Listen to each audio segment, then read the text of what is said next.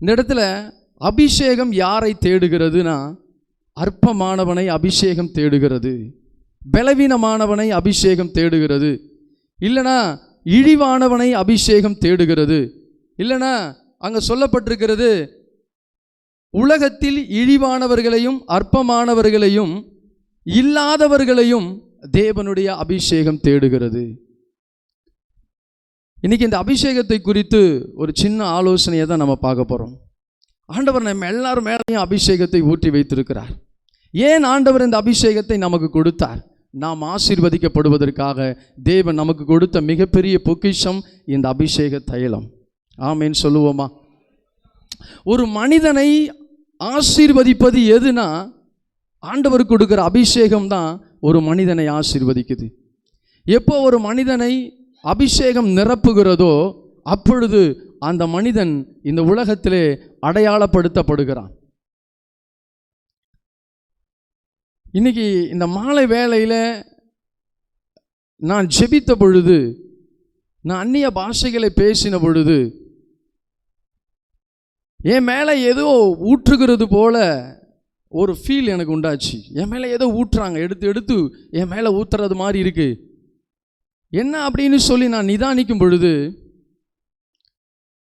எனக்குள்ளே தோன்றுது, உன்னை போல நான் எத்தனையோ பேரை பார்த்துட்டேன். நீ வல்லமையா அபிஷேகத்தில் நிறைந்து அந்நிய பாஷையில் பேசுகிற, உன்னை மாதிரி நான் எத்தனையோ பேரை பார்த்துட்டேன். எத்தனையோ பேரை நான் பேக் பண்ணிட்டேன். எத்தனையோ பேரை நான் தூர அப்புறப்படுத்திட்டேன்.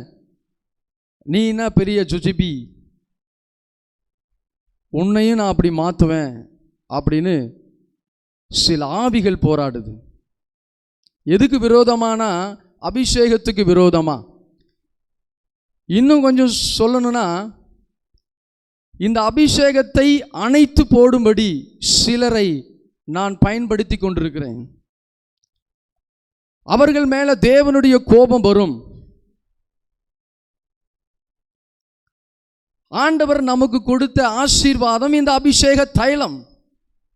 இந்த அபிஷேக தைலத்தை புறக்கணிச்சிட்டு, இந்த அபிஷேக தைலத்தை தூர எரிஞ்சிட்டு அணைச்சி போட்டுட்டு நாம் ஆசீர்வாதமாக இருக்க முடியாது. ஆமேன்னு சொல்லுங்க. ஆண்டவர் ஒவ்வொருவனையும் தேடி தேடி இந்த அபிஷேக தைலத்தை கொடுக்கிறார். இந்த சம்பவத்தை வேதத்தில் பழைய ஏற்பாட்டு காலத்தில் ஆகாப் யெசபேலின் காலத்தில் அது அப்படியே நடந்தது. இந்த யெசபேல் ஆகாப்பை தன் கரத்திலே வைத்துக்கொண்டு தீர்க்க தரிசிகளை, அபிஷேகம் பண்ணப்பட்ட மனிதர்களை கொன்று குவித்தாள், அழித்தாள், இல்லாமல் போக பண்ணினாள். அந்த மாதிரி இன்னைக்கு ஆண்டவருடைய அபிஷேக தைலத்தை பெற்ற ஒவ்வொருவரையும் அணைத்து போடும்படி யெசபேலின் ஆவி அநேகரை பயன்படுத்தி கொண்டிருக்கிறது. நாம் நம்மை அறியாமலே அநேகருடைய அபிஷேக தைலத்தை அணைத்து போடுவதற்கு யெசபேலின் கையில் அல்லது இந்த உலகத்தின் பொல்லாத ஆவியினுடைய கரத்தில் நீங்களும் நானும் பயன்படுகிற பாத்திரமாய் மாறிக்கொண்டிருக்கிறோம், நம்மை அறியாமலே. இன்னைக்கு ஆண்டவர் நம்முடைய மனக்கண்களை திறக்க விரும்புகிறார். ஆண்டவர் ஒரு மனுஷனுடைய வாழ்க்கையிலே அபிஷேகத்தை வைக்கும் பொழுது அவனுக்குள்ள ஒரு தரிசனத்தை, அவனுக்குள்ள ஒரு தேவ திட்டத்தை, அவனை குறித்த ஒரு நோக்கத்தை அவனுக்குள்ளே வைத்திருக்கிறார். அதை நிறைவேறுவதற்கு வசனம் அவனை புடமிடுகிறது. புடமிடுகிற நேரத்தில் அநேக நேரங்களில் தோல்வி வரலாம். அந்த தோல்வி வந்தவுடனே அவனை நம்ம ரிஜெக்ட் பண்ணுகிறோமே, அங்கே தான் நீங்களும் நானும் தப்பு செய்கிறோம். அங்கதான் அவன் மேல நாம் தண்ணியை ஊற்றி அணைச்சி ஓரங்கட்டுறோம். ஆனால் ஆண்டவர் அப்படி செய்யறதில்லை. கெட்டு போன களிமண்ணை வேற பாண்டமாய் வணைந்து தேவனுடைய கரத்தில் எடுத்து பயன்படுத்தும்படி தேவன் விரும்புகிறவராயிருக்கிறார். அவருடைய விருப்பம் வேற, நம்முடைய விருப்பம் வேற. அவருடைய பார்வை வேற, நம்முடைய பார்வை வேற. அவருடைய சித்தம் வேற, நம்முடைய சித்தம் வேற. நாம் பார்க்கிற விதமாய் தேவன் பார்க்கிறது இல்லை. அப்ப ஆண்டவர் இன்னைக்கு இந்த அபிஷேகத்தை ஏன் நமக்கு கொடுத்தார் தெரியுமா? நம்முடைய ஊழியத்தை அலங்கரிக்க தேவன் நமக்கு கொடுத்த வரப்பிரசாதம் தான் இந்த அபிஷேக தைலம். நம்முடைய ஆலயத்தை அலங்கரிக்க, நம்முடைய ஊழியத்தை ஆசீர்வதிக்க தேவன் கொடுத்த இந்த அபிஷேக தைலத்தை நாம் மிஸ்யூஸ் பண்ணும் பொழுது நம்முடைய ஊழியத்தை, நம்முடைய சபையை நாம் வளர்ச்சிக்குள்ளே கொண்டு போக முடியாது. ஒரு வீட்டில் ஒருத்தவங்க சம்பாதிச்சா போதாதுன்னு சொல்லி எல்லாரும் சம்பாதிக்க ஆரம்பிக்கிறோம். காரணம் என்ன? நம்முடைய வீடு நல்லா இருக்கணும், நம்ம நல்ல செல்வாக்க வாழணும், நம்ம நல்ல வசதி வாய்ப்புகளோடு இருக்கணும், ஒரு குறைவும் இருக்கக்கூடாது, மற்றவங்க முன்னாடி நாம் வாழ்ந்து காட்டணும்னு சொல்லி ஒருத்தவங்களுடைய சம்பாத்தியம் போதாதுன்னு அநேகருடைய சம்பாத்தியத்தை பெருக்கிக் கொள்வது போல நம்முடைய ஊழியத்தில் ஒருத்தர் அபிஷேகம் பண்ணப்பட்டால் பத்தாது, எல்லாரும் அபிஷேகம் பண்ணப்பட்டு இருக்கணும். எல்லாருடைய அபிஷேகத்தையும் ஒன்றா இணைத்தா தான் நாம் தேசத்தை அசைக்க முடியும் என்ற ஒரு பெரிய சத்தியத்தை இன்னைக்கு நாம் விளங்கிக் கொள்ளணும். அபிஷேகம் பண்ணப்பட்டவனை நாம் ஓரமாக ஒதுக்கி வச்சுட்டு, விலக்கி வச்சுட்டு நீங்களும் நானும் ஊழியம் செய்வோமானால் அந்த ஊழியத்தில் நம்மளால் ஒரு சக்ஸஸை பார்க்க முடியாது, ஒரு வெற்றியை நம்ம பார்க்க முடியாது. இன்னைக்கு ஆண்டவர் கொடுத்ததை நாம் அற்பமாய் பார்க்குறோம், ஆண்டவர் கொடுத்ததை நாம் துச்சமாய் பார்க்குறோம். ஆனால் ஆண்டவர் அதுக்குள்ளே தான் அவருடைய விருப்பத்தை வைத்திருக்கிறார்.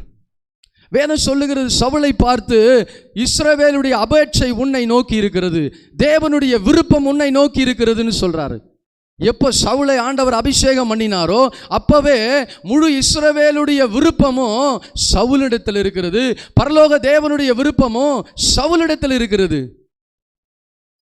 இன்னைக்கு ஆண்டவர் நம்ம எச்சரிக்கிறார்.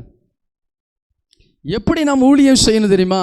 நம்ம அபிஷேகத்தில் ஊழியம் செய்தாதான் நம்மளால வெற்றி பெற முடியும். நம்ம மாம்சத்தில், நம்ம திறமையில், நம்ம அறிவில், நம்ம அனுபவத்தில் எவ்வளவு தான் குதிச்சாலும், எவ்வளவு தான் புரண்டாலும் நாம் ஒன்றையும் செய்ய முடியாது. ஒரு ஆமேன்னு சொல்ல மாட்டீங்களா? இன்னைக்கு என்னுடைய திறமை, என்னுடைய அறிவு, என்னுடைய தாளந்து எதுவும் இல்லை. ஏன்னா உலகம் இன்னைக்கு எதை தெரிந்து கொள்ளுது? ஆண்டவர் எதை தெரிந்து கொள்றார்னா, ஆண்டவர் அற்பமான பாத்திரத்தை தேடிக்கொண்டிருக்கிறார்.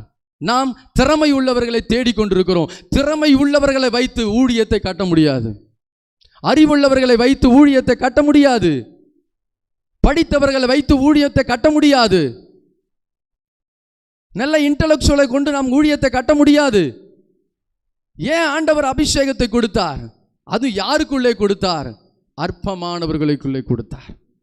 ஆண்டவராகிய இயேசு கிறிஸ்து ஒரு அபிஷேகத்துக்கு அடையாளமா இருக்கிறாரு. அந்த அபிஷேக தைலம் ஒரு நாள் இந்த பூமிக்கு இறங்கி வந்தது. அவர் கரத்தில் தன்னுடைய அழைப்பையும் அபிஷேகத்தையும் வைத்திருந்தார். அதை கொடுக்க பாத்திரங்களை தேடினார். அவர் வாழ்ந்த காலத்தில் ஞானிகள் இருந்தார்கள், வேத பாரகர்கள் இருந்தார்கள், பிரதான ஆசாரியன் இருந்தான், ஜபாலய தலைவன் இருந்தான், பெரிய பெரிய ஆட்கள் இருந்தாங்க, கமாலியல் வேத பாரகன் இருந்தான், போதிக்கிற டீச்சர் இருந்தாங்க. அவர்களை தேடவில்லை. எல்லாராலும் ஒதுக்கப்பட்டு இங்கிருந்து ஒரு நன்மை வரக்கூடுமா என்று சொல்லக்கூடிய அளவுக்கு பழமொழியாய் மாறின அந்த பட்டணத்தை தேடி இயேசு போனார். எல்லாராலும் மறக்கப்பட்ட ஒரு தேசம், எல்லாராலும் புறக்கணிக்கப்பட்ட ஒரு தேசம், எல்லாராலும் இழிவாய் பார்க்கப்பட்ட ஒரு பட்டணம். அந்த பட்டணத்தை நோக்கி ஆண்டவர் தம்முடைய அழைப்பையும் அபிஷேகத்தையும் எடுத்து கொண்டு போய் அற்பமாய் இருந்த அந்த மீனவர்களுக்குள்ளே தம்முடைய அபிஷேக தைலத்தையும் அழைப்பையும் ஊற்றினார். இன்னைக்கு நாம் யாரை தேடுகிறோம்? இன்னைக்கு யாரை கொண்டு நாம் தேவனுடைய ராஜ்யத்தை கட்ட விரும்புகிறோம்? வேதம் சொல்லுகிறது, பரலோக ராஜ்யம் பலவந்தம் பண்ணப்படுகிறது. பலவந்தம் பண்ணுகிறவர்கள் அதை பிடித்துக் கொள்ளுகிறார்கள். லூக்கா 12 எழுதியிருக்கிறது, தேவன் ராஜ்யத்தை கொடுக்க அவர் பிரியமாய் இருக்கிறார். ராஜ்யத்தையே கொடுக்க அவர் பிரியமா இருக்கும் பொழுது தேவனுடைய ராஜ்யத்தை நீங்களும் நானும் பலவந்தமாய் எடுக்க முடியாது. தேவனுடைய ராஜ்யம் பலவந்தம் பண்ணப்படுகிறது எழுதியிருக்கிறது. நான் அதை இப்படி சொல்றேன், ஊழியம் பலவந்தம் பண்ணப்படுகிறது. ஊழியத்தை பலவந்தம் பண்ணினால் நீங்களும் நானும் பரலோகத்துக்கு துரோகம் பண்ணுகிறோம். ஊழியத்தை பலவந்தம் பண்ணினால் நீங்களும் நானும் நம்மை அழைத்த தெய்வத்துக்கு துரோகம் செய்கிறோம். ஊழியம் பலவந்தம் பண்ணப்படுகிறது அல்ல, ஊழியம் தேவனால் உங்களுக்கும் எனக்கும் பிரியமாய் கொடுக்கப்படுகிறது. ரட்சிப்பு பிரியமாய் கொடுக்கப்படுகிறது. பரலோக ராஜ்யம் பிரியமாய் கொடுக்கப்படுகிறது. தேவனுடைய ஆவியானவர் நம்மேல பிரியமாய் இறங்குகிறார். ஊழியம் என்பது பிரியமாய் செய்கிறது. தேவன் பிரியப்பட்டு நமக்கு அவர் கொடுக்கிறது தான் ஊழியம். நாம் பலவந்தம் பண்ணுவது ஊழியம் அல்ல. பலவந்தம் பண்ணினால் ஊழியத்துக்கு நீங்களும் நானும் செய்கிற துரோகம் அது. நாம் தேவனுக்கு கணக்கு கொடுக்க வேண்டியிருக்கிறது. எல்லா இடங்களிலும் ஊழியம் பலவந்தம் பண்ணப்படுகிறது. ஆரோனை போல ஒருவன் அழைக்கப்பட்டால் ஒழிய இந்த கனமான ஊழியத்தை ஒருவனும் செய்ய முடியாது. அழைப்பும் அபிஷேகமும் இல்லாம நான் ஊழியத்தை கையில் எடுத்து எப்படி ஹேண்டில் பண்ண முடியும், எப்படி அதை நடத்த முடியும், எப்படி நான் முன்னேற்றி செல்ல முடியும், எப்படி நான் தேவனுக்கென்று உகந்ததா அதை மாற்றி கொடுக்க முடியும், அதை கனி உள்ளதாய் மாற்ற முடியும். என்னிடத்துல என்ன எபிலிட்டி இருக்கு, என் திறமையினால ஊழியத்தை கட்ட முடியுமா? அப்போ வேதம் சொல்லுது, ஆரோனை போல ஒருவன் அழைக்கப்பட்டாலுடைய இந்த கனமான ஊழியம். விவாகம் யாவருக்குள்ளும் கனமுள்ளதா இருக்கிறது. விவாகமே கனமுள்ளதா இருக்கும்னா ஊழியம் அதை பார்க்கலும் கனமுள்ளதா இருக்கிறது. அப்போ விவாகம் பண்ணுவதற்கு என்ன ரூல்ஸ் இருக்கு? அரசாங்கத்தில் சட்டம் போட்டிருக்கான். பெண்ணுக்கு இவ்வளவு வயது இருக்கணும், ஆணுக்கு இவ்வளவு வயது இருக்கணும் சட்டம் சொல்லுது. அதை மீறி நடந்தா அவங்க மேல சட்டம் பாயுது, சிறைச்சாலைக்கு கொண்டு போறாங்க. குழந்தை திருமண சட்டம்னு சொல்லி அவங்க மேல சட்டம் பாய்ந்து அவங்கள சிறைச்சாலைக்கு கொண்டு போகுது. அப்போ ஊழியத்து ஒரு திருமணத்துக்கு இவ்வளவு வரைமுறை, இவ்வளவு சட்டத்திட்டங்கள் இருக்குமேயானால் ஊழியத்துக்கும் தேவன் சில சட்டத்திட்டங்களை வகுத்து வைத்திருக்கிறார். இப்படித்தான் ஊழியம் செய்யணும், இப்படித்தான் தேவனுடைய அழைப்பை நிறைவேற்றணும், இப்படித்தான் சபையோடு இணைந்திருக்கணும்னு தேவன் சில சட்டத்திட்டங்களை வைத்திருக்கிறார். அதற்கு உட்பட்டுத்தான் ஊழியத்தை செய்தாக வேண்டும். மல்யுத்தம் பண்ணுகிறவன் சட்டத்திட்டத்தின்படி மல்யுத்தம் பண்ண வேண்டும் எழுதப்பட்டிருக்கிறதே. திருமணத்துக்காக நீ காத்திருக்கணும். ஆண்டவர் சொல்ற, உங்க தாய் தகப்பன் சொல்ற பெண்ணையோ பையனை தான் நீ திருமணம் செய்யணும், அது வரைக்கும் நீ காத்திருக்கணும் அப்படின்னு சொல்லி நம்ம எல்லாத்தையும் வளர்க்குறோமே, ஊழியத்தையும் அப்படியே வளர்க்க வேண்டும். ஆமென்.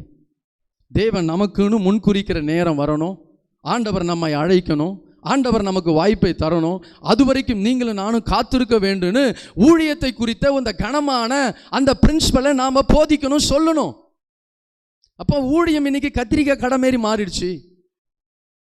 யார் வேணாலும் செய்யலாம், யார் வேணாலும் பண்ணலாம் என்ற ஒரு பெரிய மலிவான நிலைமைக்கு இன்னைக்கு ஊழியம் தள்ளப்பட்டிருக்கிறது. நம்ம பாஸ்டர் அடிக்கடிக்கு சொல்லுவாங்க, ஊழியக்காரர்கள் மலிவு தான், இலவசம் தான், ஆனால் மலிவல்ல அப்படின்னு சொல்லுவாங்க. அதே மாதிரி தான் ஊழியமும் இலவசம் தான், ஆனால் அது மலிவல்ல. இன்னைக்கு மலிவாய் மாறிடுச்சு. காரணம் என்னன்னா, தடி எடுத்தவன் நான் தண்டல்காரனா மாறிட்டான். அல்லேலூயா. ஊழியம் கனம் உள்ளது. ஆனா அந்த கனத்தை யார் தருகிறது? அபிஷேகம் தான் தருகிறது, அழைப்பு தான் தருகிறது. என் படிப்பு தர முடியாது, என் திறமை தர முடியாது, என் அறிவு தர முடியாது, என்னுடைய அனுபவம் தர முடியாது. ஊழியத்துக்குன்னு சில பிரின்சிபலை வச்சிருக்கிறார். முத சவுல சாமுவேல் அபிஷேகம் பண்ணும் பொழுது, அவர் அபிஷேகம் பண்ணின பின்பு ஒரு நாள் ஜனத்தை எல்லாம் கூப்பிட்டு அவங்களுக்கு முன்னாடி நிறுத்தி, நீங்க விரும்பின ராஜா இவன் தான் பாருன்னு சொல்லி ராஜாங்கத்தினுடைய சட்டத்திட்டங்கள் எல்லாம் எழுதி அவங்க கையில கொடுத்தாராம்.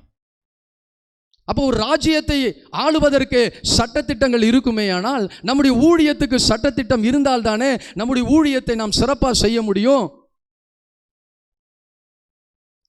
ஐயா, எப்படி வேணாலும் வரலாம், எப்படி வேணாலும் போகலாம், எப்படி வேணாலும் உடுத்திக்கலாம், எப்படி வேணாலும் ட்ரெஸ் பண்ணலாம், எப்போ வேணாலும் வரலாம், எப்போ வேணாலும் போகலான்றது ஊழியம் அல்ல. இப்பதான் வரணும், இது இப்படிதான் இருக்கணும் என்பதுதான் ஊழியம். இப்போ ஆண்டவர் என்னை நம்பி எனக்குன்னு ஒரு ஊழியத்தை தரும் பொழுது அந்த ஊழியத்துக்கு நான் என்னை அர்ப்பணிக்கணுமா இல்லையா? என்னை விட்டு கொடுக்கணுமா இல்லையா? என்னுடைய சிலதை நான் இழந்தாதான் தேவனுடைய ஊழியத்தை அவருடைய பிரியத்தின்படி நான் செய்ய முடியும். அப்போ ஆண்டவர் தன்னுடைய கரத்தில் அபிஷேகத்தை வைத்து தேடினார். அங்கே போய் மீனவர்கள் மேலே தம்முடைய அபிஷேக தைலத்தை ஊற்றினார். ஒரு நாள் சாமுவேல் கிட்ட ஆண்டவர் சொன்னார், நான் புறக்கழித்து தள்ளின இந்த சவுலுக்காக நீ எந்த மட்டும் துக்கித்து கொண்டிருப்பாய், உன் தைல கொம்பை நிரப்பி கொண்டு வா, நான் உன்னை ஈசாயின் இடத்துக்கு அனுப்புகிறேன் அப்படின்னு சொல்லி ஈசாயின் வீட்டுக்கு சாமுவேல் கையில் தைல கொம்பை கொடுத்து அனுப்பினார். சாமுவேல் அந்த தைல கொம்பை எடுத்துக்கிட்டு ஈசாயின் வீட்டுக்கு போனான். அங்கே நடந்த சம்பவம் என்ன தெரியுமா?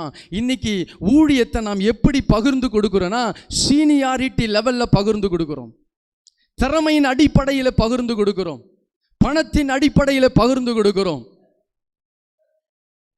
அல்லேலூயா. இது தேவனுக்கு பிரியமில்லாதவைகள், இது தேவனுடைய விருப்பம் அல்ல. எப்படி ஊழியத்தை கொடுக்கணும், எப்படி நாம் அபிஷேகத்தை கொடுக்கணும், எப்படி அழைப்பை கொடுக்கணும்னு சாமுவேலே தடுமாறுறாரு. சாமுவேலுக்கே கன்ஃபியூஷன். சாமுவேல் தன் கரத்தில் அபிஷேக தைலத்தை வைத்திருக்கிறார். ஈசாய் தன்னுடைய பிள்ளைகள் எல்லாம் சீனியாரிட்டி பிரகாரமா அப்படியே அடுக்கி வச்சிருக்கிறான். முதல்ல பெரிய பையன், அதுக்கு பெரிய பையன், அதுக்கு பெரிய பையனு 7 பேரை அப்படி லைனா நிறுத்தி சாமுவேலையே கன்ஃபியூஸ் பண்ணிட்டான். ஒவ்வொருத்தவனும் ராஜ தோரணையில் அப்படியே இருக்கான். முதல் ஆளர் இந்த சாமுவேல் தன் கையில் அந்த தைல கொம்பை வச்சுக்கிட்டு யார் தலையில் ஊற்றலாம், யார் இதுக்கு சரியான ஆள் அப்படின்னு அவன் பார்த்துக்கிட்டு இருக்கிறதான வேலையில் ஒரு பெரிய பையனை பார்த்த உடனே இவன் தான் ராஜா அப்படின்னு ஒரு வாயை விட்டான் பாருங்க. ஆண்டவர் சொன்னார், நீ பார்க்குற மாதிரி நான் பார்க்கறது இல்லை. நீ எதையா பார்க்குற? நல்லா பாடுறான்னு பார்க்குறியா? நோ நோ நோ நோ, இந்த பாடுற பாட்டெல்லாம் நான் பார்க்கறது இல்லை. இவன் நல்லா ஜெபிக்கிறான்னு பார்க்குறியா? நான் அதை பார்க்கறது இல்லை. இவன் நல்லா ஊழியம் செய்கிறான்னு பார்க்குறியா? நான் அதை பார்க்கல. இவனுடைய சரீர வளர்ச்சியை நீ பார்க்குற, மேற்புற தோற்றத்தை பார்க்குற, வெளியான வளர்ச்சியே நீ பார்க்குற. ஐயா, இன்னைக்கு ஜபம் பண்ணுறான்றதுனால நம்பிட முடியாது, பாட்டு பாடுறாங்கன்றதுனால நம்பிட முடியாது, ஆராதனை நடத்துகிறாங்கன்றதுனால நம்பிட முடியாது. ஆண்டவர் சொல்றாரு, அவன் இருதயத்தில் இருக்கிறதை நான் பார்க்கிறேன்னு சொல்றார். நம்முடைய இருதயத்தை பார்க்கிறேன்னு சொல்றார். சாமுவேல் எதை பார்த்தானா? பெரிய தீர்க்க தரிசனம் பாருங்க. 4 விதமான அழைப்பும் அபிஷேகமும் இந்த சாமுவேலுக்குள்ள இருக்கு. அந்த மாதிரி யாருமே இல்லைங்க. இந்த சாமுவேலுக்குள்ள 4 விதமான அழைப்பும் அபிஷேகம் இருக்கு. கிட்டத்தட்ட போனால் 5 விதமானது கூட இருக்கு. 5 விதமான ஊழியங்கள்னு சொல்லதில்லை புதிய ஏற்பாட்டில். அந்த மாதிரி பழைய ஏற்பாட்டில் இருக்கிற 5 விதமான ஊழியமும் இந்த சாமுவேலுடைய வாழ்க்கையில நிறைவேறுச்சு. நியாயாதிபதி அவர்தான், பிரதான ஆசாரியன் அவர்தான், ராஜாக்களை அபிஷேகம் பண்ணுகிறவர் அவர்தான், தீர்க்க தரிசி அவர்தான், ராஜாவும் அவர்தான். அல்லேலூயா. இப்போ ஆண்டவர் அவர்கிட்ட தான் சொன்னார், தம்பி உங்ககிட்ட இருக்கிற ஒரு அழைப்பை வேற ஒருத்தனுக்கு நான் டிரான்ஸ்ஃபர் பண்ண போகிறேன், என் ஜனங்கள் எல்லாம் ராஜா வேணும்னு கேட்குறாங்க அப்படின்னு சொன்ன பொழுதும் சந்தோஷமாக தன் கரத்தில் இருக்கிற ஒரு அழைப்பை எடுத்து ஒரு மனுஷனுக்கு கொடுத்தான். அல்லேலூயா. இப்போ சாமுவேல் கையில் தைல கொம்பு இருக்கு, எந்த தலையில் ஊற்றலாம் அப்படின்னு பார்க்குறாரு. 7 பேர் நிற்கிறான். 7 பேரும் அந்த ராஜ தோரணை அப்படியே இருக்கு, கம்பீரம் அப்படியே இருக்கு, திறமை அப்படியே இருக்கு. நல்லா பாடுறவன், நல்லா ஜெபிக்கிறவன், நல்லா ஊழியம் செய்கிறவன், எல்லா தோரணம் வெள்ளை ட்ரெஸ்ஸு, நல்லா டிப்டாப்பா மீசெல்லாம் எடுத்துட்டு, நல்லா ஜுவல்ஸ்லாம் எடுத்துட்டு அப்படி ஊழியக்காரனை தோரணையிலே, ஊழியக்காரனுடைய தோரணையிலே அப்படியே நிற்கிறான். சாமுவேலுக்கு கன்ஃபியூஷன். யாரை பார்க்கறது, யாரை நிறுத்துறது, யார் மேலே ஊத்துறது அப்படின்னு சாமுவேலுக்கு ஒரு விதமான தடுமாற்றம் உண்டாகுது. இப்போ ஆண்டவர் பாருங்க, சாமுவேல் சொல்றாரு இவன் தான் அப்படின்னு சொன்ன உடனே ஆண்டவர் சொன்னாரு, டேய் நீ முக வளர்ச்சியை பார்க்குறதா, அவனுடைய அழகை பார்க்குறேன். நோ நோ நோ, அழகெல்லாம் பார்க்காத. இல்லை இல்லை, அவன் சரீர வளர்ச்சியை பார்க்குறான், அவன் ரொம்ப உயரமாக இருக்குன்னு பார்க்குறான், அதை நீ பார்க்காத, அந்த உயரத்தை பார்க்காத. நம்முடைய மெஷர்மெண்ட் எது, எதை மெஷர் பண்ணி நாம் ஒரு ஊழியத்தை தரோம், ஒரு ஸ்தானத்தை தரோம்? அவங்களுடைய படிப்பு, அவங்களுடைய திறமை, அவங்களுடைய ஆள்பலம், அவங்களுடைய அதிகாரம், இதை வச்சு நீங்களும் நானும் மெஷர்மெண்ட் பண்ணனா தோல்வி நமக்கு தான். அப்போ ஆண்டவர் சாமுவேல் கிட்ட சொன்னாரு, இந்த மெஷர்மெண்ட்டில் நான் ஒர்க் பண்ணுறது இல்லைப்பா, என்னுடைய மெஷர்மெண்ட்டே வேற. நான் இந்த மெஷர்மெண்ட் படி செய்தனா ஜனங்கள் தவிப்பார்கள். ஆமான்னு ஒருத்தர் இருந்தான். அகாஸ்வேரு ராஜா கிட்ட ஒரு உயர்ந்த பதவியில் இருந்தான். மொர்தெகாயின்னு ஒருத்தர் இருந்தார். அவர் பாவம் பரிதாபமா கேட்டு வாசல்ல உட்கார்ந்துருப்பார். அவர் மேல தேவனுடைய அழைப்பும் தேவனுடைய அபிஷேகமும் இருக்கு. யூத ஜனங்களுக்கே மிகப்பெரிய ரட்சிப்பை கொண்டு வந்த மிகப்பெரிய தேவ மனிதன். அந்த தேவ மனிதன் மேல பொறாமை கொண்ட ஆமான் அந்த யூதர்களுக்கெல்லாம் ரட்சிப்பை வரக்கூடிய அந்த அபிஷேகம் பண்ணப்பட்ட அழைக்கப்பட்ட அந்த மொர்தெகாய் மேல இந்த ஆமானுக்கு பயங்கரமான விரோதம். எப்படி ஆகிலும் ஆமான் இந்த மொர்தெகாயை காலி பண்றதுலயே பயங்கரமான திட்டம் போட்டுக்கிட்டே இருந்தான். ஆனா தோத்து போயிட்டான். அவன் உள்ளத்துல என்ன தெரியுமா இருக்கு? ஆமானுடைய உள்ளத்துல ராஜா போட்டிருக்கிற வஸ்திரம் எனக்கு வேணும், ராஜா கையில் இருக்கிற மோதிரம் எனக்கு வேணும். ராஜா கேட்குறாரு, ராஜா கணம் பண்ண விரும்புகிற மனிதனுக்கு என்னப்பா செய்யணும்னு ஆமான் கிட்ட கேட்டபோது ஆமான் தன் உள்ளத்தில் இருக்கிறதையெல்லாம் சொன்னான். ஆமென். இன்னைக்கு நம்முடைய உள்ளம் எதை தேடுகிறது? நம்முடைய இருதயம் எப்படிப்பட்டதா இருக்கிறது? பகை உணர்வோடு இருக்கா? யார் மேல பகை? பாவம், அப்பாவி. இந்த வசனத்தில் நம்ம வாசித்தது போல பலவீனமானவன், அற்பமானவன், இழிவானவன், பைத்தியமானவன், அவன் மேல இவன் ஒரு பெரிய பதவியில் இருக்கான். ஆனா அவனை பார்த்து பொறாமைப்படுறான். காரணம் என்ன? அவன் மேல தேவனுடைய அழைப்பு இருக்கு, அவன் மேல தேவனுடைய அபிஷேகம் இருக்கு. அதனால பொறாமைப்பட்டான். கடைசியில இருந்த பதவியும் பறி போயிடுச்சு, தன் ஜீவனையும் இழந்து போயிட்டான். இன்னைக்கு இந்த சாமுவேல் போய் அந்த பெரிய பையனை பார்த்த உடனே அவன் உள்ளத்தில் என்ன தெரியுமா இருக்கு? முழு குடும்பமும் தாவீதை கசப்பாக்கினது, தாவீதை வெறுத்தது, தாவீத வாழ்க்கையை எல்லா இடத்திலும் துன்பப்படுத்தி அவனை ஓரமாய் ஒதுக்கி வச்சிருச்சு. குடும்பத்தில் ஒரு நிகழ்ச்சி, குடும்பத்தில் ஒரு நல்ல சம்பவம் நடந்துகிட்டு இருக்கு. ஆனால் தாவீது மறக்கப்பட்டவனாக இந்த வசனத்தில் நம்ம வாசித்தது போல என்னென்ன படித்தோம்? ஞானிகளை வெட்கப்படுத்தும்படி பைத்தியமானவன், பலவீனமானவன், இழிவானவன், அற்பமானவன், இல்லாதவன், அப்படிப்பட்ட ஒரு நிலைமைக்கு அவனை தள்ளிட்டாங்க. தாவீது ஒரு மூலையில் கிடக்கிறாங்க. இப்போ பாருங்க, அபிஷேக தைலம் சாமுவேலுடைய கையில் இருக்கு.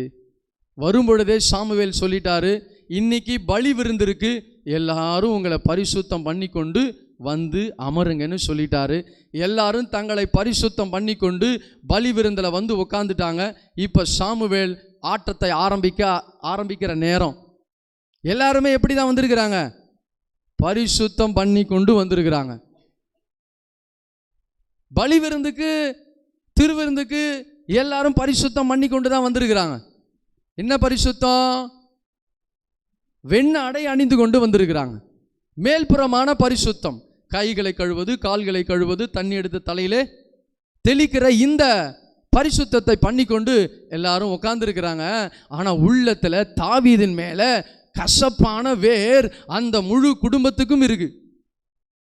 அந்த முழு குடும்பத்தின் மேலேயும் ஒவ்வொருடைய இருதயத்திலேயும் இந்த தாவீது கசப்பானவனாய் தெரிகிறான். இங்கே தான் இந்த அபிஷேகத்தினுடைய ஆசீர்வாதத்தை இந்த முழு குடும்பமும் இழந்து போனது. ஆண்டவருடைய ஆசீர்வாதத்தை இந்த முழு குடும்பமும் இழந்து போனதுக்கு என்ன காரணம்? இந்த தாவீது வேற்று மனுஷன் அல்ல, தன்னுடைய உடன் பிறப்பு, ஒரே தாயின் பிள்ளை, ஒரே தகப்பனுடைய பிள்ளை. நீங்களும் நானும் யாரு? ஒரே தகப்பனுக்கு பிள்ளைகள், ஒரே பரிசுத்த ஆவியானவராலே ஞானஸ்நானம் பெற்றவர்கள், ஒரே இரத்தத்தினாலே கழுவப்பட்டவர்கள், ஒரே இரத்தத்தினாலே நீங்களும் நானும் வாங்கப்பட்டிருக்கிறோம். ஒரே இரத்தத்தின் பிள்ளைகள், அவர்களும் ஒரே இரத்தத்தின் பிள்ளைகள் தான். ஆனா அவனை மட்டும் இழிவாய் பார்த்தாங்க, அவனை மட்டும் கசப்பா பார்த்தாங்க. வேதம் சொல்லுது இல்லையா, கசப்பான காடி அவருக்கு கொடுத்தார்கள்னு. அவன் இரவெல்லாம் தன்னுடைய படுக்கையில தன்னுடைய கண்ணீரை நனைத்தான் போடுக்குதுல. என்னன்னா அவனுக்கு இந்த குடும்பம் கொடுக்குற தண்டனை என்னன்னா, கசப்பான கீரையை சமையலில் வச்சு அவனுக்கு கொடுப்பாங்களாம். அவன் சாப்பிட்டு நைட்டெல்லாம் வயிற்று வழியில் அழுது அழுது அழுது படுக்கையிலே தன் கண்ணீரை சிந்துவானா. அப்படிப்பட்ட கொடுமைப்படுத்தின குடும்பம் இது. அந்த அற்பமாய் பார்க்கப்பட்ட இந்த குடும்பத்துக்கு இந்த அபிஷேகம் கிடைக்கலைங்க. இப்போ யாருக்கு அது உண்டாச்சுன்னு பார்த்தா, அற்பமாய் பார்க்கப்பட்ட தாவீதுக்கு தான் கிடைச்சிது. இப்போ சாமுவேல் தன் கையில் தைல கொம்பை வச்சிருக்கிறாரு. ஒரு பையன் மேலே ஊற்றலான்னு நினைக்கிறாரு. ஆண்டவர் குறுக்கிட்டார். சொல்லுங்க எல்லாரும், குறுக்கிட்டார். நம்ம வாழ்க்கையில் நாம் ஒவ்வொரு காரியத்தையும் செய்யும் பொழுது, நம்முடைய ஊழியத்தில், நம்ம சபையில் ஆண்டவர் குறுக்கிடுதல் இருந்தாதான் தேவ சித்தத்தை நாம் செய்ய முடியும். ஆமே. ஆண்டவருடைய குறுக்கீடு மட்டும் இங்கே சாமுவேலுக்கு கிடைக்கலனா, ஒரு பெரிய எலெக்ஷனே அங்கே நடக்குது. 7 முனை போட்டி. அந்த 7 முனை போட்டியில் யார் இந்த எலெக்ஷனை டைரக்ட் பண்ணுறதுன்னா பரலோகம் டைரக்ட் பண்ணுது. அதனால தான் இந்த எலெக்ஷன் சக்ஸஸாக நடந்தது, தேவ சித்தத்தின்படி நடந்தது. சாமுவேல் தன் இஷ்டத்துக்கு இந்த எலெக்ஷனை நடத்தியிருந்தாருன்னா வச்சுங்களேன், தோற்று போயிட்டு இருப்பார். அடிக்கடிக்கு ஆண்டவருடைய சத்தம் அவர் கேட்டுக்கிட்டே இருக்கு. நான் இவனை புறக்கணித்தேன், நான் இவனை புறக்கணித்தேன், நான் இவனை புறக்கணித்தேன்னு 7 பேர் மேலையும் இந்த தைலத்தை ஊத்துற நேரம் ஆண்டவர் பேசுறாரு, நான் இவனை புறக்கணிச்சிட்டேன்பா.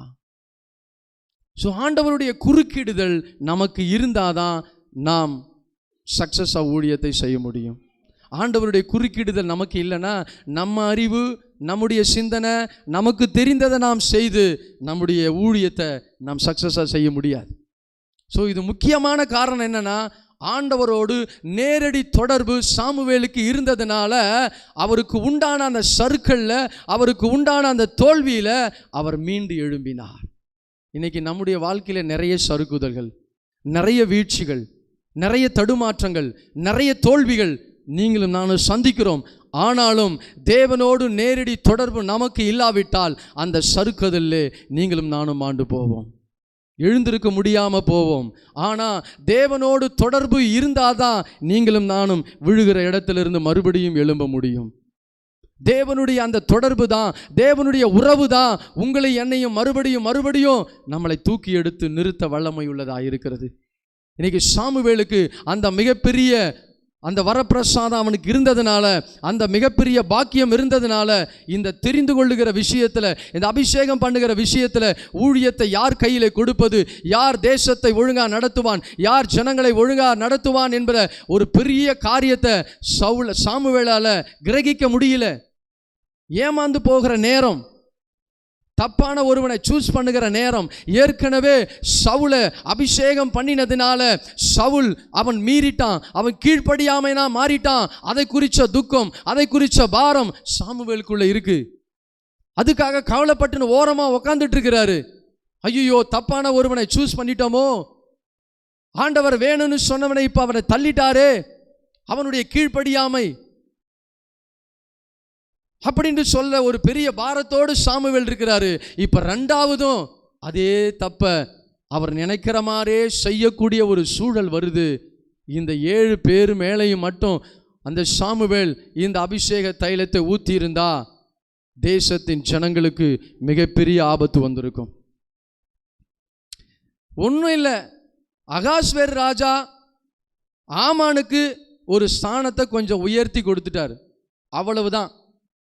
அவன் ஆட்டம் என்ன தெரியுமா செஞ்சான், முழு இஸ்ரவேல் ஜனங்களையும் யூத ஜனங்களையும் கலங்க பண்ணினான். அவன் அப்படிப்பட்ட துன்மார்க்கமான ஒருவனிடத்துல இந்த அகாஸ்வேர் ராஜா அந்த அதிகாரத்தை கொடுத்ததுனால அந்த பட்டணத்தில் தேசத்தில் இருக்கிற யூதர்கள் மிகவும் கலங்கினார்கள்னு எழுதியிருக்கிறது. அதுபோல இந்த சாமுவேலும் இந்த 7 பேர் மேலே இந்த அபிஷேக தைலத்தை ஊற்றியிருந்தா, இந்த ஊழியத்தை கொடுத்திருந்தா, இந்த உத்தரவாதத்தை கொடுத்திருந்தா ஜனங்கள் கலங்கி போயிருப்பார்கள். நல்ல வேளை தேவன் பரத்திலிருந்து சாமுவேலோடு இடைப்பட்டார், பேசினார். நான் இவனை புறக்கணித்தேன், நான் இவனை புறக்கணித்தேன் சொல்லி ஆண்டவர் அழகா பேசி அவனை ஸ்டாப் பண்ணினார். அல்லேலூயா. ஒரு வசனத்தை மட்டும் நம்ம அந்த சம்பவத்திலிருந்து வாசித்து முடிப்போம் வேகமா. 1 சாமுவேல் 16ஆம் அதிகாரத்தில் கர்த்தர் சாமுவேலை நோக்கி, இல்லை 11ஆம் வசனம், உன் பிள்ளைகள் இவ்வளவுதானா என்று ஈசாயை கேட்டான். அதற்கு அவன், இன்னும் எல்லாருக்கும் இளையவன் ஒருவன் இருக்கிறான், அவன் ஆடுகளை மேய்த்து கொண்டிருக்கிறான் என்றான். அப்பொழுது சாமுவேல் ஈசாயை நோக்கி, ஆள் அனுப்பி அவனை அழைப்பி, அவன் இங்கே வருமட்டும் நான் பந்தி இருக்க மாட்டேன் என்றான். ஆமென், ஹல்லேலூயா. அவர் சொல்றாரு, அது இங்கிலீஷில் இப்படி போடுது, I have one more son. இன்னும் ஒருவன் இருக்கிறான். தேவன் இன்னும் நமக்கு வாய்ப்புகளை கொடுக்க வல்லமை உள்ளவராயிருக்கிறார்.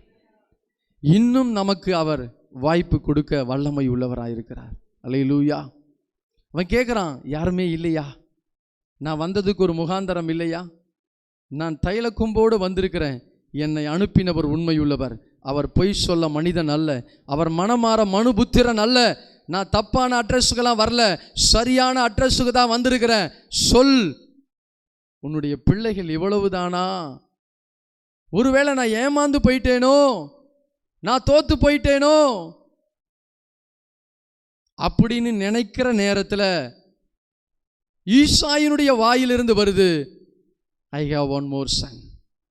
இன்னும் ஒருவன் என் கரத்தில் இருக்கிறான். இன்னும் ஒரு வாய்ப்பு என் கரத்தில் உங்களுக்காக இருக்கு. நீங்கள் தோற்று போகலை, நீங்கள் விழுந்து போகலை, நீங்கள் தப்பு பண்ணலை. திரும்பவும் ஒரு வாய்ப்பை நான் வச்சிருக்கிறேன். சரியான இடத்துக்கு தான் வந்திருக்கிறீங்க. நம்ம கன்ஃபியூஸ் ஆகிட்டோம். ஒருவேளை தப்பான இடத்துக்கு வந்துட்டோமோ? ஈசாயின் வீடு இது இல்லையோ? அபிஷேகம் பண்ணப்படுகிற மனிதன் இங்கே இல்லையோ? அப்படின்ற நிலைமைக்கு வந்துட்டோம். ஆனால் வசனம் சொல்லுது, இன்னும் ஒருவன் இருக்கிறான். ஆமே. ஐயோ, என்னை பார்த்துக்க யாரும் இல்லையா? ஏன் ஊழியத்தை கட்ட யாருமே இல்லையா? ஏன் ஊழியத்தை செய்ய யாருமே இல்லையா? இருக்கான். ஆமேன்னு சொல்லுங்க. அப்போ இன்னொரு வார்த்தை சொல்லப்படுகிறது. இப்போ சாமுவேல் சொல்றாரு, நீங்க அந்த வாய்ப்பை கொண்டு வருகிற வரைக்கும் நான் பந்தி இருக்க மாட்டேன். சாமுவேல் ஒரு கட்டத்தில் கன்ஃபியூஸ் ஆன உடனே அவருக்கு நல்லாவே புரிஞ்சிருச்சு, இப்போ ஆண்டவர் நம்ம பக்கம் இல்லை, நம்ம கூட இல்லை, நம்ம ஊழியத்தில் இல்லை, நம்ம பந்தியில் இல்லை, நம்ம கூடி இருக்கிற இடத்துல இல்லை. ஏன்னா நம்ம உடன்பிறப்பாகிய அந்த தாவீதை இந்த குடும்பமெல்லாம் சேர்ந்துக்கிட்டு குழியில் தள்ளிட்டாங்களே. அல்லேலூயா. எல்லாரும் சேர்ந்துட்டு அவனை வனாந்தரத்தில் விட்டுட்டாங்களே அப்படின்னு இப்போதான் சாமுவேலுக்கு நல்லா புரியுது. இந்த இடத்துல ஆண்டவரே இல்லைங்க. இந்த இடத்துல என்ன சத்தமே காணோம். உங்களை சொல்லலைங்க, அங்கே சொல்கிறேன், இங்கே சொல்லலை. அந்த சம்பவத்தில் ஆண்டவர் எங்கே போயிட்டாருன்னு கேட்டா, வனாந்தரத்துக்கு தாவீது கிட்ட போயிட்டார். அபிஷேக தைலம் உங்ககிட்ட இருக்கட்டும்பா, நான் எங்கே இருக்கேன்? வனாந்தரத்தில் தாவீதோடு இருக்கேன். ஏன்னா என்னுடைய விருப்பம் இவனுக்கிட்ட இல்லை. ஏன்னா இவனுக்கு யாரு? உள்ளத்தில் குழி நரிகள், குள்ள நரிகள் 7 பேரும் 8 பேரும் அம்மாவும் சேர்த்து தான். தாவீதுடைய ஐயா அண்ணன் தம்பிங்க புறக்கணிக்கலாம்.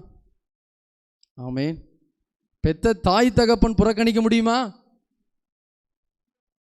பெத்த தகப்பனும் தாயும் எல்லாமே கூட்டு களவாணிகள் சேர்ந்து அவனை வனாந்திரத்தில் கொண்டு போய் போட்டான். இப்போ ஆண்டவர் எங்கே இருக்கிறாருன்னு நீங்க நினைக்கிறீங்க? பலி விருந்தில் இல்லை. ஆமென். ஏன்னா முடிவு வரமாடுது, போன விஷயம் கைகூடி வரமாடுது, போன விஷயம் நடக்க மாட்டுது. எதுக்காக போனோமோ அதை செய்ய முடியல. சாமுவேல் இதுக்கு முன்னாடி இப்படிப்பட்ட அனுபவமே பெற்றதே இல்லை. புது அனுபவத்தை கற்றுக்கொண்டிருக்கிறார். ஆமென். எப்போ ஆண்டவரை சுத்தி புத்தி பார்த்தா ஆண்டவரே காணோம். புறக்கணிக்கலடான்ட்டு போயிட்டார். தாவீது கூட ஆண்டவர் இருக்கிறார். இப்போ சாமுவேல் சொல்றாரு, ஆண்டவரும் தாவீதும் வரலனா நான் பந்தி இருக்க மாட்டேன். அந்த இங்கிலீஷில் போட்டிருக்க அழகா, அது we cannot continue to the ministry. என்னால் இந்த ஊழியத்தை தொடர்ந்து செய்யணும்னா நீ புறக்கணிச்சல அந்த மனிதன் வந்தாதான் நடக்கும். உங்க ஜெபம் கேட்கப்படணுமா? நீ புறக்கணிச்ச மனுஷன் உள்ள வரணும், ஒப்புரவாகணும், ஒன்னா இணையணும். யாரையெல்லாம் அணைச்சு வெளியே போட்ட, யாரையெல்லாம் புறக்கணிச்ச, எந்த அபிஷேகத்தை எல்லாம் தள்ளின, அவங்கெல்லாம் உள்ள வரும்பொழுது தான் இது முடிவுக்கு வருகிறது. இதில் ஒரு ப்ராக்ரஸ் இருக்கிறது, இதில் ஒரு ஆசீர்வாதம் இருக்கிறது, இதில் ஒரு நன்மை இருக்கிறது, இதில் ஒரு வளர்ச்சி இருக்கிறது. ஏன் அபிஷேகம் வெறும் ஊழியத்தை மட்டும் தரலங்க. வெறும் ஊழியம் செய்வதற்காக மட்டும் அபிஷேகம் இல்லை, உறவுகளை ஒன்றா இணைப்பது தான் அபிஷேகம். நமக்குள்ளே உறவு இல்லாம என்ன அபிஷேகத்தினால என்ன ஊழியத்தை செய்ய முடியும்னு நினைக்கிறீங்க? நம்ம உறவு கரெக்டா இருந்தாதான் ஊழியம் உருப்படும். உறவில் நாம் சரியா இல்லைனா ஒருவருக்கொருவர் முரண்பாடாவோ கசப்பாவோ வேற்றுமையின் நிழலாவோ வேற்றுமையின் மனுஷனாவோ இந்த 7 பேரும் குடும்பமும் தாவீதை பார்த்தது போல நீங்களும் நானும் பார்ப்போமானால் நீங்களும் நானும் ஆண்டவருக்கும் துரோகம் செய்கிறோம். நம்ம நினைக்கிறோம் நம்ம சூப்பர், நம்ம பெஸ்ட்டு, நம்ம கரெக்டாக இருக்கிறோம், நம்ம சரியாக இருக்கிறோம், நம்ம பண்ணுறது தான் சரி, நம்ம பண்ணுறது தான் கரெக்டு அப்படின்னு நம்ம நினச்சிக்கிட்டு இருக்கிறோம். ஆனால் ஆண்டவருடைய பார்வையில் அது தப்பாக இருக்குது. சாமுவேல் நினைச்சாரு நம்ம பண்ணுறது தான் கரெக்டு, இவன் தான் சரியாக இருக்கிறான் அப்படின்னு தன்னுடைய மாம்சத்தில் நினைச்சாரு. ஆனால் தப்பு. தேவ சமூகத்தில் உட்காரும் பொழுது தான் தேவன் அதை நமக்கு உணர்த்துவார். இப்போ அவர் சொல்றாரு, we cannot continue. என்னால் கண்டினியூ பண்ண முடியல. ஒரு உண்மையான தரிசனம் உள்ள பாரமுள்ள ஊழியம் செய்கிற மனிதனா இருந்தா தேவன் இடைப்படுகிறாரா இல்லையா, தேவன் இருக்கிறாரா இல்லையா, தேவன் அசைவாடுகிறாரா இல்லையா, தேவன் பேசுகிறாரா இல்லையா, தேவன் ஒரு மனிதனுடைய வாழ்க்கையில் இருக்கிறாரா இல்லையா என்பதை நிதானிச்ச உடனே அவன் தன் காரியத்தை மாற்றிக்கொள்வான். ஸோ ஆண்டவரே இல்லாமல் நான் ஊழியம் செய்தனா எனக்கு பெருமை, எனக்கு மகிழ்ச்சி, எனக்கு சந்தோஷம். ஆனால் பரலோகத்துக்கு இல்லையே, ஆண்டவருக்கு இல்லையே. அப்போ இன்னைக்கு நம்ம எப்படி ஊழியத்தை செய்து கொண்டிருக்கிறோம்? ஆண்டவர் இன்னைக்கு நம்ம கிட்ட சொல்றாரு, இப்போ நான் இல்லாமல் நீங்கள் ஒன்றும் செய்ய முடியாது. இதோ கதவருகே நின்று தட்டுகிறேன். எங்க இருக்கிறாராம்? உள்ள இல்லையா? எங்க இருக்கிறாராம்?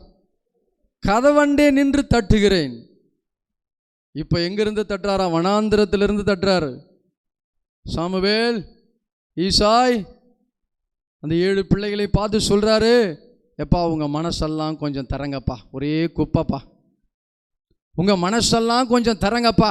எவ்வளோ விரோதம்ப்பா, எவ்வளோ சண்டை, எவ்வளோ தர்க்கம், எவ்வளோ பொறாமை, எவ்வளோ பெருமை உள்ள குப்பையாக கொட்டி வச்சிருக்கிறியாப்பா. உங்கள் இதயத்தெல்லாம் முதல்ல தரங்கப்பா, அப்போ தான்ப்பா நான் வருவேன். அல்லேலூயா. அப்போ இந்த சாமுவேல் ஈசாயினுடைய முழு குடும்பத்துக்கும் பாடம் எடுத்துட்டாரு. முழு குடும்பத்திலையும் இருந்த மிகப்பெரிய சாபத்தை இந்த அபிஷேக தைலம் மாற்றி போட்டது.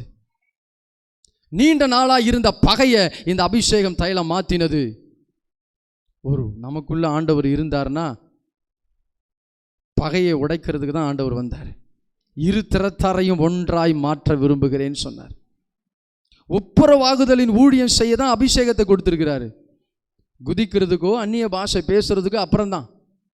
நீங்களும் நானுமே ஒப்புரவாகாவிட்டா என்னுடைய அபிஷேகம் எதுக்கு? ஆண்டவர் எதுக்கு? பாலமாகத்தானே வந்தார் 2 பேரை இணைக்கிறதுக்கு.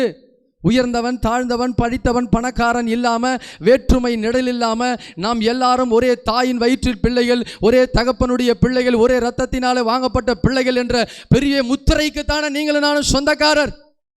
அப்புறம் என்ன பெருமை, அப்புறம் என்ன விரோதம், அப்புறம் என்ன சண்டை, அப்புறம் என்ன பொறாமை? எதுக்கு இதெல்லாம் நமக்கு? ஐயா, நான் எடுத்துன்னு வந்த சத்தியம் வேற, நான் எடுத்துன்னு வந்த எனக்கு பெரிய குழப்பம், என்ன பேசணும்னு தெரியாது, எத்தனையோ காரியங்கள்லாம் உள்ளெல்லாம் ஓடிக்கிட்டு இருக்குதா. பாஸ்டர் அம்மா சொன்ன நாள்லேருந்து உள்ள அத்தனை மெசேஜ் வந்து போயிட்டுருக்குது. பயங்கர கன்ஃபியூஷன். சாமுவேல் மாரி தான். இன்றைக்கி சாயந்தரம் பலிபீடத்தில் நான் விழுந்து கிடந்தபோது, தேவனே எனக்கு ஒன்றும் தெரியாது, நீங்கள் என்ன சொல்ல. நிறைய வசனங்கள் பாருங்கள், இதில் இருக்குது, இதில் இருக்குது, இதில் இருக்குது, நிறைய இருக்குது. இன்னும் அந்த நோட்டுக்குள்ளே இருக்குது, இன்னும் அந்த வாட்ஸ்அப்பில் இருக்குது. அங்கேயே போட்டு வந்துட்டேன்.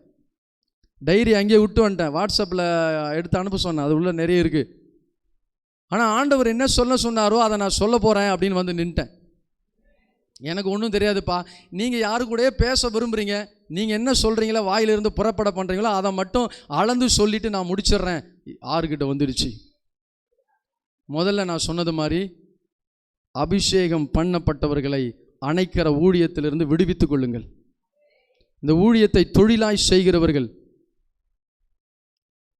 ஆண்டவர் ஆசீர்வதிக்கணும்னு கொடுக்கறத, ஆண்டவர் அழகு பார்க்கணும்னு கொடுக்கறத, வளரணும்னு கொடுக்கறத வறட்சியா மாத்திர ஊழியம் நமக்கு வேணாம். யெசபேலின் கையில பயன்படுகிற பாத்திரமா இருக்க தேவன் நம்ம அழைக்கல.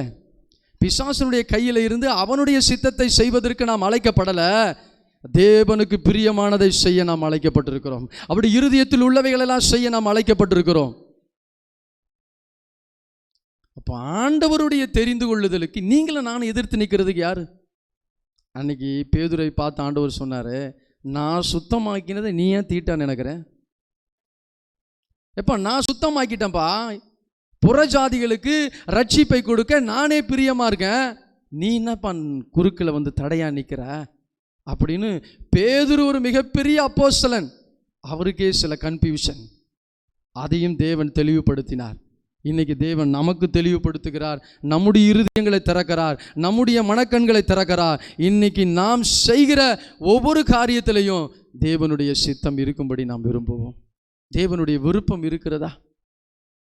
ஞானிகளை தேவன் வெட்கப்படுத்த விரும்புகிறார். பலம் உள்ளவைகளை வெட்கப்படுத்த விரும்புகிறார். உள்ளவர்கள் நினைக்கிறாங்களா அவங்களையும் வெட்கப்படுத்த விரும்புகிறார். யாரை கனப்படுத்த விரும்புகிறார் தெரியுமா? அபிஷேகம் பண்ணப்பட்டவர்களை, அழைக்கப்பட்டவர்களை தேவன் கனப்படுத்துகிறதுல ஒரு நாளும் தவறுகிறதே இல்லை. இன்னைக்கு நம்முடைய லைஃப்பில் நாம் என்னென்னலாம் செய்தோமோ அதையெல்லாம் ஆண்டவருக்கு நேராக சொல்லி ஒப்புரவாகுவோம். ஆண்டவருக்கு விரோதமாய் செய்ததை நாம் ஆண்டவரிடத்தில் மன்னிப்பு கேட்போம். எந்த அபிஷேகம் பண்ணப்பட்டவர்களுக்கு விரோதமாய் நாம் எழும்பினோமோ, பேசினோமோ, அவங்களுடைய ஆவியை அவித்து போட நாம் பிசாசின் கையில் ஒரு ஆயுதமாய் பயன்பட்டோமோ, இன்னைக்கு ஆண்டவர் சொல்கிறாரு, மனம் திரும்பி நானே தேவன் என்று அறிந்து கொள்ளுங்கள். நீங்கள் அவர் சமூகத்தில் உட்காருங்க. ஊழியம் செய்வதற்கு உங்களுக்கு சிலதை விட்டு கொடுங்க. ஒரு ரூல்ஸை எடுத்துக்குங்க. சரியான நேரத்துக்கு வாங்க. கடைசியாக ஒன்றை மட்டும் சொல்கிறேன். இந்த ஊழியம் வந்து ஒரு குடும்பம். எல்லாம் நீங்களும் நானும் உறவுகள். ஆனால் ஊழியத்தோடு இணைந்திருக்கிறவங்க ரொம்ப நெருங்கிய உறவுக்காரங்க. அந்த நெருங்கிய உறவுக்காரங்க எல்லா ஜபத்துக்கும் வந்தால் தான் ஊழியம் சூப்பராக இருக்கும், இல்லைன்னா சூப்பராக இருக்காது. ஏன் தெரியுமா? மீதி பேரெல்லாம் அவங்களுடைய ஆசீர்வாதத்துக்கு வருவாங்க. ஊழியம் செய்கிற நீங்கள் ஊழியத்துக்கு ஆசீர்வாதமாக இருக்கிறீங்க. நீங்கள் வந்து தேவ சமூகத்தில் உட்காந்துட்டீங்க. 40 நாள் உட்காந்து இந்த மேடையில் ஏறும் பொழுது ஊழியத்துக்கே அழகு சேர்க்கும். மீதி பேரெல்லாம் மேடைக்கு வெளியே உட்காடுறாங்க. ஆனால் மேடையில் ஏறி இந்த ஊழியத்தோடு இணைந்து சப்போர்ட்டிவாக நிற்கிற அத்தனை பேரும் அந்த ஜபத்தில் வந்து உட்காரும் பொழுது, அந்த மகிமை உங்கள் மேலே தங்கும் பொழுது, இந்த ஊழியத்தோடு நீங்கள் இணையும் பொழுது, இந்த ஊழியத்துக்கே மிகப்பெரிய பலன், அசுர பலன் அதில் தான் இருக்குது. ஆனால் நீங்களும் நானும் அங்கே தான் லாக் ஆயிடுறோம். அதனால் ஊழியம் செய்கிறவங்க கண்டிப்பாக ஜபத்துக்கு வராமல் ஊழியம் செய்ய முடியாது, செய்யவும் கூடாது. ஜபமே செய்யாமல் மேடை ஏற கூடாது. அப்படி ஏறினீங்கன்னா ஆண்டவருக்கு நீங்கள் செய்கிற துரோகம். உங்கள் இருதயம் உலகத்தில் இருக்குன்னு அர்த்தம். தேவன் பக்கத்தில் இருந்தால், தேவன் கூட இருந்தால் எப்படியாகிலும் எதையாகிலும் இழந்து தேவ சமூகத்துக்கு ஓடி வருவீங்க. மோகத்தில் ஊழியம் செய்யக்கூடாது. ஆண்டவருக்கு அர்ப்பணத்தில் ஊழியம் செய்தாதான் அது நல்ல ஆண்டவருக்கு பிரியமாக இருக்கும். அதில் தான் ஆசீர்வாதம் இருக்கும். எல்லாருக்குள்ளேயும் ஆண்டவர் ஒரு விஷயத்தை நீ பேசாதன்ட்டாரு, அதனால் நான் இதை பேசலை. எல்லாரும் எழுப்பி ஜெபம் பண்ணுவோம். ஹல்லேலூயா. Thank you Holy Spirit. Amen. Thank you Lord. Thank you Holy Spirit. தேவனுடைய குறுக்கிடுதல். I cannot continue the ministry.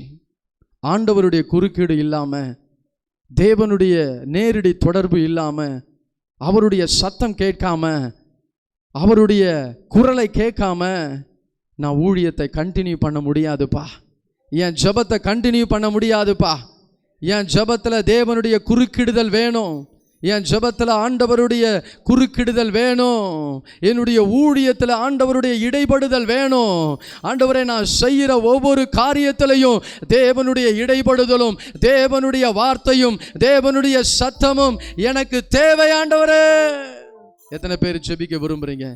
எத்தனை பேர் மனம் திரும்ப விரும்புறீங்க? எத்தனை பேரோட ஆண்டவர் பேசினாரு?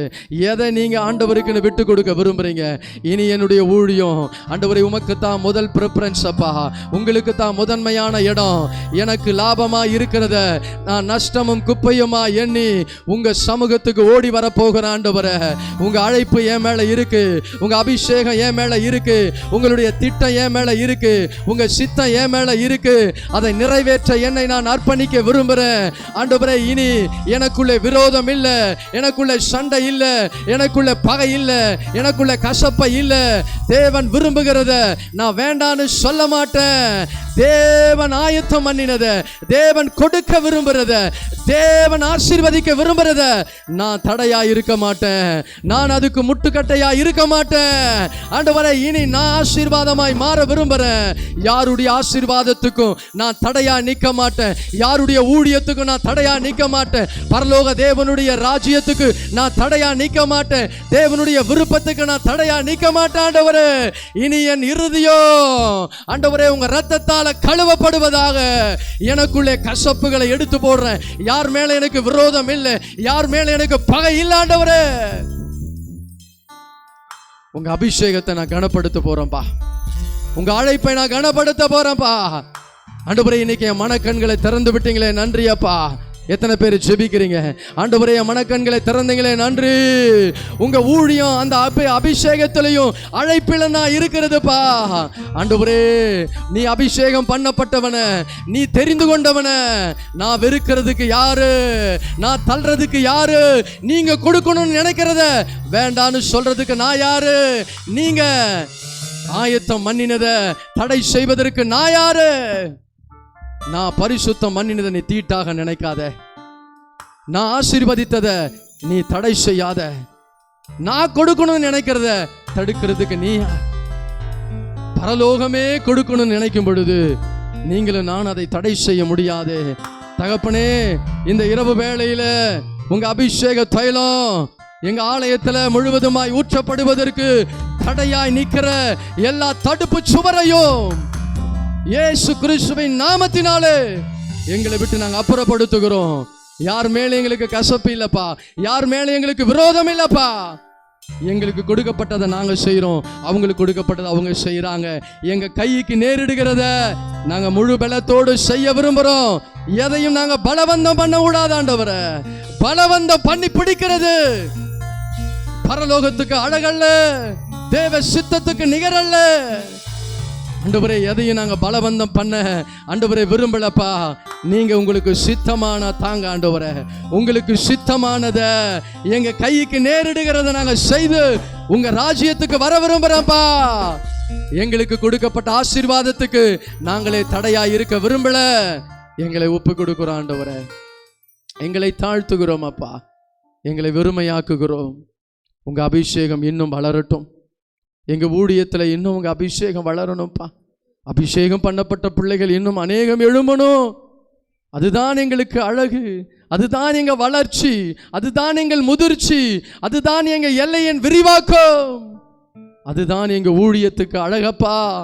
அந்த அபிஷேக தைலத்தினால எங்க ஊழியத்தை இன்னும் அலங்கரியும். எங்களை விட்டு கொடுக்கிறோம், தாழ்த்துகிறோம். ஆண்டவரே, நாளைக்கு இருக்கிற ஆண்டவரே ஊழியர் மீட்டிங் ஆசீர்வதிங்க, தடைகள் எல்லாம் நீக்குங்க. இயேசுவின் நாமத்தில் கேட்கிறோம் நல்ல பிதாவே. என் ஆத்துமாவே கர்த்தரை ஸ்தோத்திரி, என் முழு உள்ளமே பரிசுத்த நாமத்தை ஸ்தோத்திரி. என் ஆத்துமாவே கர்த்தரை ஸ்தோத்திரி, கர்த்தர் செய்த சகல உபகாரங்களை மறவாது. நம் கர்த்தராகிய இயேசு கிறிஸ்துவின் கிருபையும் பிதாவாகிய தேவனுடைய அன்பும் பரிசுத்த ஆவியானவருடைய பிரசன்னமும் வழி நடத்துதலும் இன்றும் என்றும் சதா காலமும் நம்மோடு இருப்பதாக. ஆமென். அல்லேலூயா. ஆமென்.